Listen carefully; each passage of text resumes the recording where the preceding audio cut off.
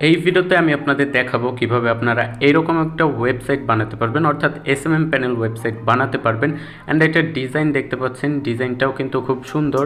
And এখানে নিচে review অপশনও আছে, একটু নিচে স্ক্রল করলে দেখতে পারবেন এখানে রিভিউ অপশনও আছে। অ্যান্ড দেন এখন যদি আমরা ইউজার প্যানেল বা অ্যাডমিন প্যানেলের কথা বলি, সো আমি জাস্ট আগে লগ ইন করে নিব। ওকে, সো আমি আগে অ্যাডমিন প্যানেলে লগ ইন করে নিচ্ছি।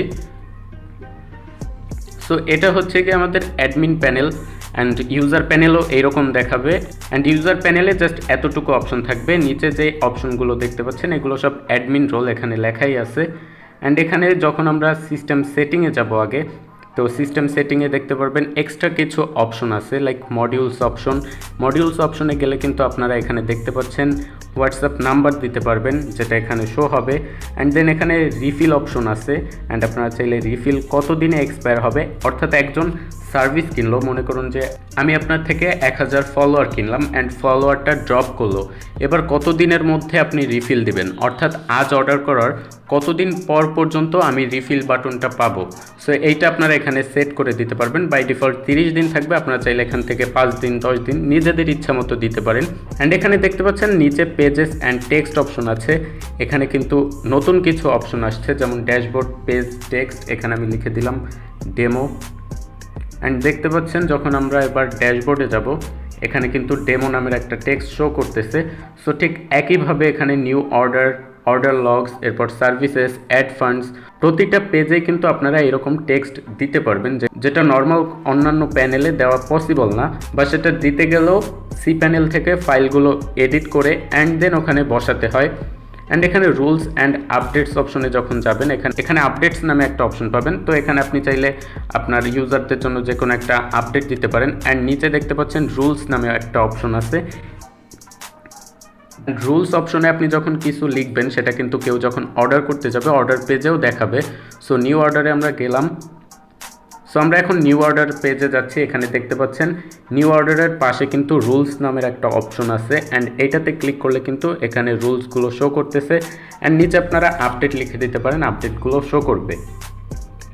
এরপর এখানে আরও এক্সট্রা কয়েকটা ফিচার্স আছে, যেমন অ্যানাউন্সমেন্ট অপশন কিন্তু প্রতিটাতেই থাকে, বাট এটার আইকনটাও একটু আলাদা অ্যান্ড সবগুলোর থেকে একটু ইউনিক। ওভারঅল এই এসএমএম প্যানেল স্ক্রিপ্টটা অন্যান্য এসএমএম প্যানেল স্ক্রিপ্টের থেকে অনেকটা ইউনিক। এখন আমি আপনাদের দেখাবো কিভাবে এই এসএমএম প্যানেল ওয়েবসাইটটা আপনারা বানাতে পারবেন। সো এর জন্য অবশ্যই আপনাদের ডোমেন হোস্টিং লাগবে। অ্যান্ড ডোমেন হোস্টিং আপনারা আমার ওয়েবসাইটে একদম কম রেটে পেয়ে যাবেন। কিভাবে ডোমেন হোস্টিং পারচেস করবেন সেটা কিন্তু আপনারা উপরে আই বাটনে ক্লিক করে দেখে নিতে পারেন। এই ভিডিওটা আগে দেখেন, তারপর ওই ভিডিওটা দেখবেন যে কিভাবে আপনারা হোস্টিং ডোমেন পারচেস করবেন। অ্যান্ড অলরেডি যদি আপনাদের হোস্টিং ডোমেন থাকে তাহলে তো কথাই নেই। সো হোস্টিং ডোমেন কেনার পর আপনাদের প্রয়োজন একটা স্ক্রিপ্ট। অ্যান্ড এই ওয়েবসাইটের স্ক্রিপ্টটা আমি আপনাদেরকে ডেসক্রিপশনে লিঙ্ক দিয়ে দিব, ওখান থেকে পারচেস করতে হবে আমার ওয়েবসাইট থেকে। সো নর্মালি যেই প্রাইসটা থাকবে, প্রাইসটা একটু হাই থাকবে, বাট আপনাদের একটা কুপন কোড বলে দিব, যেটা আপনারা ইউজ করলে 50% ডিসকাউন্ট পেয়ে যাবেন। সো কুপন কোডটা আমি এখন বলবো না, ভিডিওর যে কোনো অংশে আমি বলে দিব কুপন কোডটা। সো অবশ্যই আপনারা ভিডিওটা স্কিপ না করে সম্পূর্ণ দেখতে থাকবেন। অ্যান্ড আমি যে কোনো জায়গায় এটা বলে দিতে পারি। অ্যান্ড এই 50% ডিসকাউন্টের অফারটা 24 ঘন্টা থেকে 48 ঘন্টা পর্যন্ত থাকবে, অর্থাৎ এই ভিডিওটা পাবলিশ হওয়ার 24 থেকে 48 ঘন্টা পর্যন্ত থাকবে। সো এখন আমাদের first of all script download করার পর, অর্থাৎ স্ক্রিপ্ট যখন আপনারা কিনবেন তখন ডাউনলোড লিঙ্ক পাবেন, সেখান থেকে ডাউনলোড করার পর আপনাদের চলে যেতে হবে সি প্যানেলে। সি প্যানেলে যাওয়ার পর ফাইল ম্যানেজারে যেতে হবে অ্যান্ড পাবলিক এইচটিএমএলে যেতে হবে। সো আমি জাস্ট আগে থেকে সাইটটা আনইনস্টল করে দিচ্ছি। সো স্ক্রিপ্টটা কেনার পর ওটা এক্সট্র্যাক্ট করতে হবে। অ্যান্ড এক্সট্র্যাক্ট করার পর আবার সি প্যানেলে চলে আসবেন অ্যান্ড দেন পাবলিক এইচটিএমএলে যাবেন। পাবলিক এইচটিএমএলে যাওয়ার পর উপরে দেখতে পারবেন আপলোড নামের একটা অপশন আছে, এই আপলোডে ক্লিক করতে হবে। সো আপলোডে ক্লিক করার পর আবার সিলেক্ট ফাইলে ক্লিক করবেন। অ্যান্ড এখান থেকে আপনারা যেখানে ওই স্ক্রিপ্টটা আনজিপ করে রেখেছিলেন, অর্থাৎ জিপ ফাইলটা আনজিপ করে রেখেছিলেন, ওখানে যাবেন। অ্যান্ড ওই ফোল্ডারে যাওয়ার পর দেখতে পারবেন upload.zip নামে একটা ফাইল আছে। সো এইটা আপনারা জাস্ট সো upload.zip নামের ফাইলটা আপনারা আপলোড করে দিবেন। সো আমি ভুলবশত এখানে ইনস্টলেশন গাইডটা আপলোড করে দিয়েছি, এটা জাস্ট আমি ডিলিট করে দিব। অ্যান্ড আমাদের স্ক্রিপ্টটা সম্পূর্ণ আপলোড হওয়া পর্যন্ত একটু ওয়েট করতে হবে।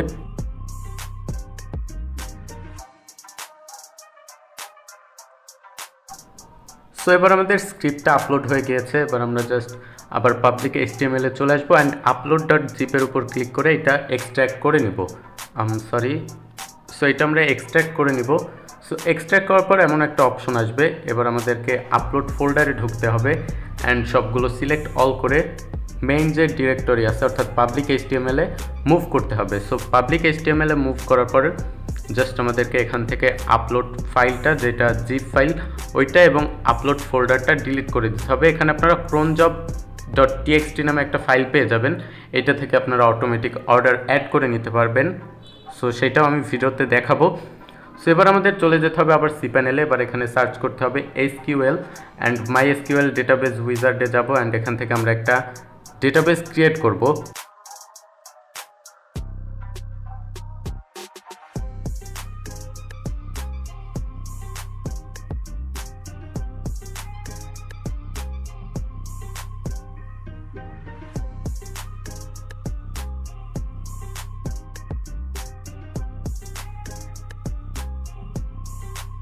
এবার আমরা আবার cPanel এর হোম পেজে আসবো। এবার PHP MyAdmin এ যাব। PHP MyAdmin এ যাওয়ার পরে একটু ওয়েট করতে হবে। এবার আমরা এইমাত্র যে ডেটাবেসটা ক্রিয়েট করেছিলাম ওইটার উপর ক্লিক করব। ক্লিক করার পর একদম রাইট সাইডে দেখতে পারবেন ইম্পোর্ট নামে একটা অপশন আছে, ইম্পোর্টে আমরা ক্লিক করব। ইম্পোর্টে ক্লিক করার পর কিন্তু এখানে চুজ ফাইল নামে একটা অপশন আসবে, চুজ ফাইলে ক্লিক করে আমরা ফাইল ম্যানেজারে যাব। সো ফাইল ম্যানেজারে দেখতে পারবেন mydata.sql নামে একটা ফাইল আছে, ওইটার উপর ক্লিক করে জাস্ট আমরা নিচে গো বাটনে ক্লিক করব অ্যান্ড আমাদের ডেটাবেসটাও ইম্পোর্ট হয়ে গিয়েছে। এবার আমরা যেই ডেটাবেসটা ক্রিয়েট করেছিলাম সেটার নেমটা কপি করব অ্যান্ড পাবলিক HTML এ যাব ফাইল ম্যানেজার থেকে। এরপর আমরা অ্যাপ ফোল্ডারে যাব। অ্যাপ ফোল্ডারে যাওয়ার পর config.php যে ফাইলটা আছে এটা এডিট করব।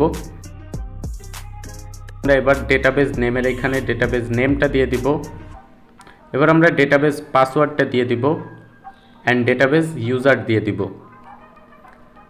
সো সমস্ত কিছু আমাদের দেয়া শেষ। আমাদের ওয়েবসাইটটা কিন্তু এবার লাইভ হয়ে গিয়েছে অ্যান্ড এখানে দেখতে পারবেন আপনারা কিন্তু আপনাদের ফাইল ম্যানেজারের মধ্যে একটা ইনস্টলেশন গাইড পেয়ে যাবেন, যেখান থেকে আপনারা admin user email and admin password পেয়ে যাবেন, যেখান থেকে আপনারা সাইটটা লগ ইন করতে পারবেন। এখানে সেটিংটাও ইজি, আপনারা সিস্টেম সেটিংয়ে যাবেন, ওয়েবসাইট সেটিংয়ে যাবেন, তারপর এখান থেকে আপনাদের ওয়েবসাইট নেম দিবেন, ডেসক্রিপশন দিবেন, কিওয়ার্ডস দিবেন, অর্থাৎ গুগলে যেসব কিওয়ার্ড সার্চ করলে আপনাদের প্যানেলটা শো করবে অর্থাৎ আপনাদের ওয়েবসাইটটা শো করবে সেটা আপনারা এখানে লিখে দিবেন। এরপর ওয়েবসাইট টাইটেল লিখে দিবেন, এরপর ওয়েবসাইট লোগো, এখান থেকে আপনারা লোগো আপলোড করে নেবেন। এই যে ইমেজ বাটন আছে এই ইমেজ বাটনে ক্লিক করে লোগো, ফ্যাব আইকন এগুলো আপলোড করে নেবেন।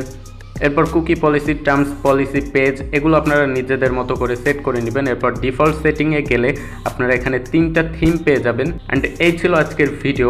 আশা করি ভিডিওটা ভালো লেগেছে। ভিডিওটা ভালো লাগলে অবশ্যই সাবস্ক্রাইব করবেন অ্যান্ড পাশে থাকা বেল আইকনটা প্রেস করে অল সিলেক্ট করবেন। অ্যান্ড আমি ভিডিওর শুরুতেই বলে দিয়েছিলাম আপনাদেরকে আমি 50% ডিসকাউন্টের একটা কুপন কোড দিব অ্যান্ড কুপন কোডটা হচ্ছে সাবস্ক্রাইব।